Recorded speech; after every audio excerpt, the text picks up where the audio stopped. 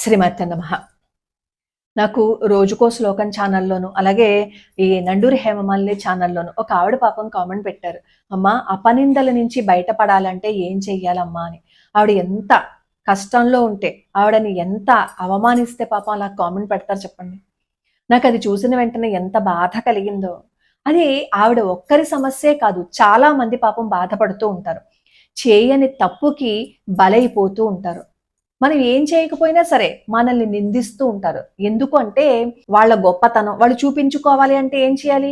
ఎదుటివాడి మీద బురద జల్లేయాలి. వాళ్ళు ఏమనుకుంటారంటే మనం గట్టు పైన ఉన్నాము, ఆ బురద జల్లేస్తే వాళ్ళ జీవితం అంతా మురికైపోతుందేమో అని అనుకుంటారు. కానీ ఆ తర్వాత ఆ మురికి వచ్చి వాళ్ళ జీవితం మీదే పడుతుందని వాళ్ళు అర్థం చేసుకునే సమయానికి పరిస్థితి చేయి దాటిపోతుంది. ఇక అపనిందలు వేశారు అని మనం బాధపడుతున్నాం కదా. అపనింద అని తెలిసినప్పుడు ఎందుకు బాధపడాలి? ఫస్ట్ అసలు చెప్పండి. అది అపనింద అని తెలుసు, భరించడం కష్టమే. ఎందుకంటే అవతల వాడు అన్ని దరిద్రపు కొట్టు మాటలు మాట్లాడతారు. వాళ్ళ నోటికి హద్దు అదుపు ఉండదు. వాడు ఏది పడితే అది వాగుతూనే ఉంటాడు. అలాంటి వాడికి మనం ఎందుకు విలువ ఇవ్వాలి? అలాంటి వాళ్ళ మాటలు మనం ఎందుకు పట్టించుకోవాలి? పనికిరాని వాళ్ళు మాత్రమే అలాంటి మాటలు మాట్లాడతారు.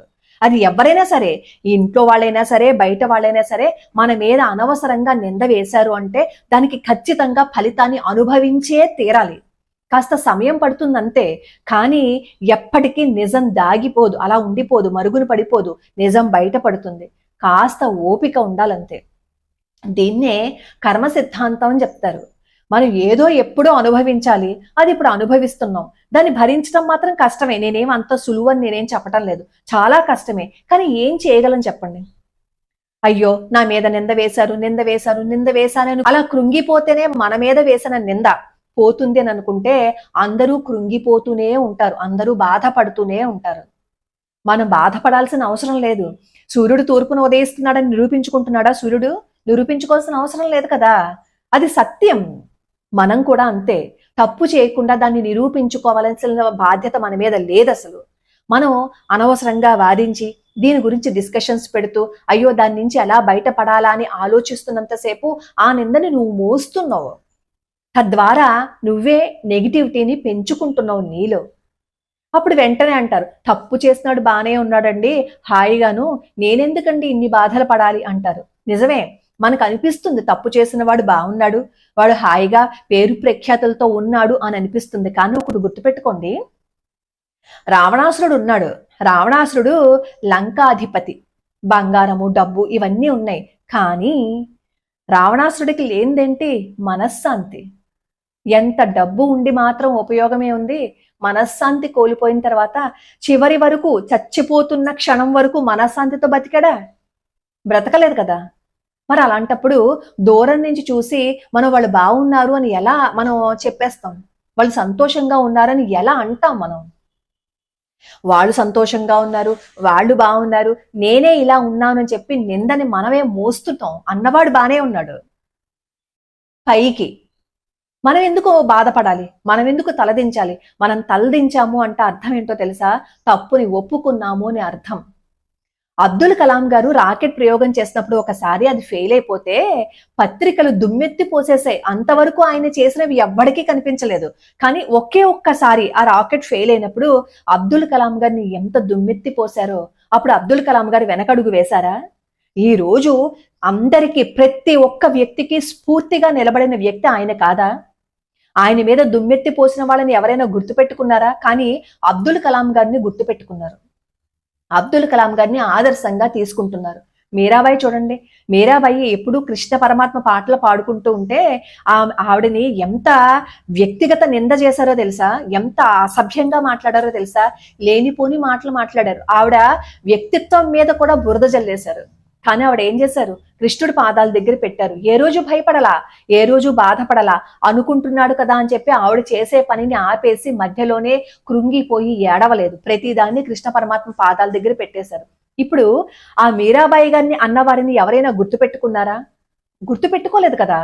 మీరాబాయి గారు మాత్రమే అందరికీ తెలుసు, అందరూ గుర్తుపెట్టుకుంటారు, ఆవిడని ఆరాధిస్తారు.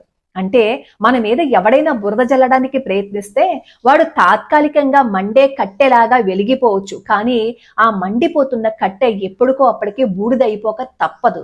ఖచ్చితంగా నిజం నిలబడుతుంది. నిజం ఖచ్చితంగా బయటికి వస్తుంది.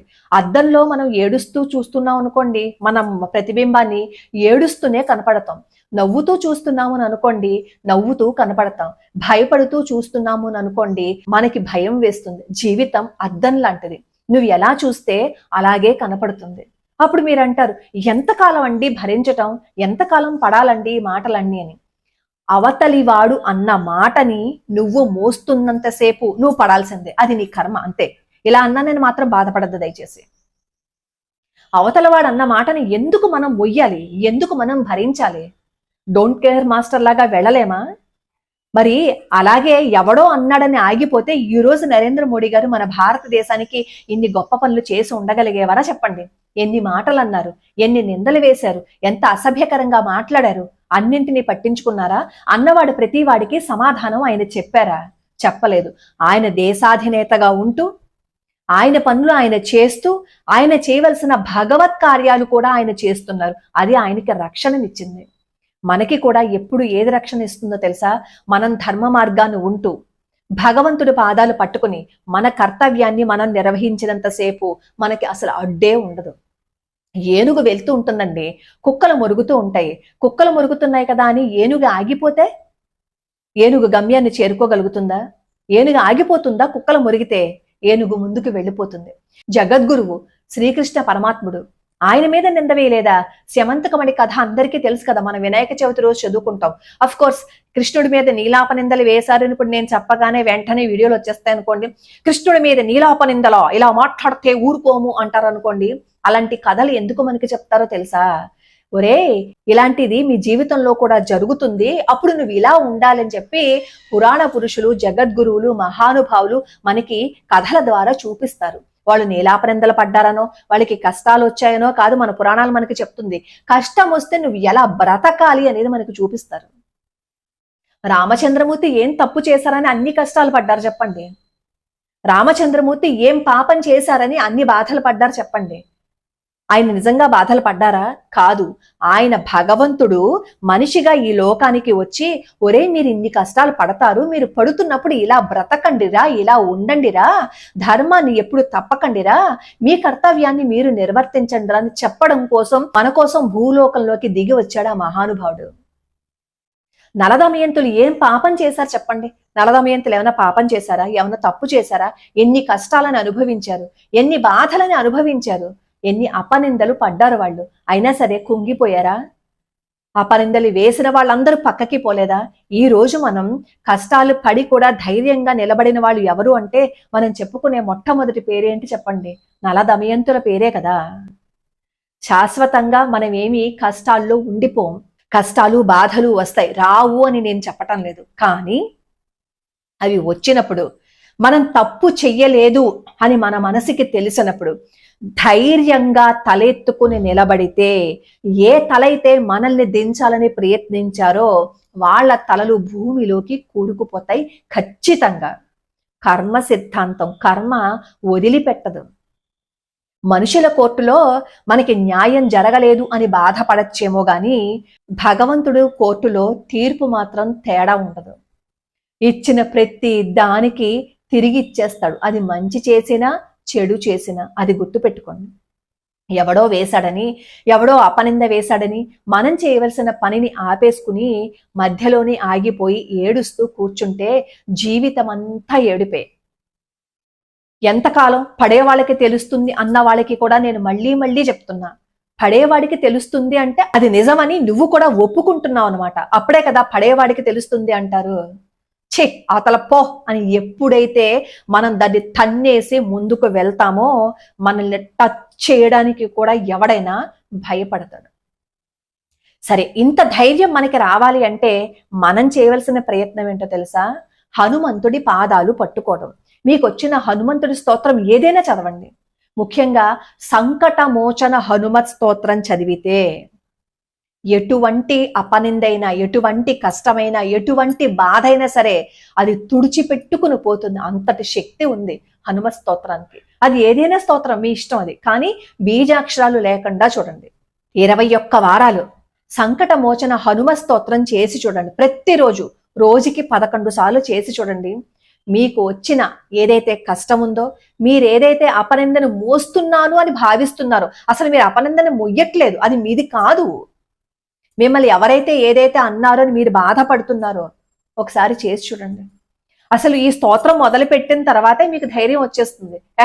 ఎవడేమనుకుంటే నాకేంటి అని చెప్పి ధైర్యం వస్తుంది.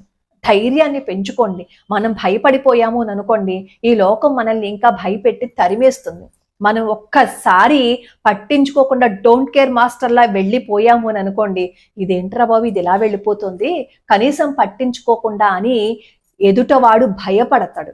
మనం భయపెట్టాలి కానీ భయపడకూడదు. ఇప్పుడు చివరిగా ఒక్క మాట, ఈరోజు మిమ్మల్ని వేలెత్తి చూపిన ఆ చేతులే రేపు మిమ్మల్ని చూసి తలదించుకునే రోజు ఖచ్చితంగా వస్తుంది.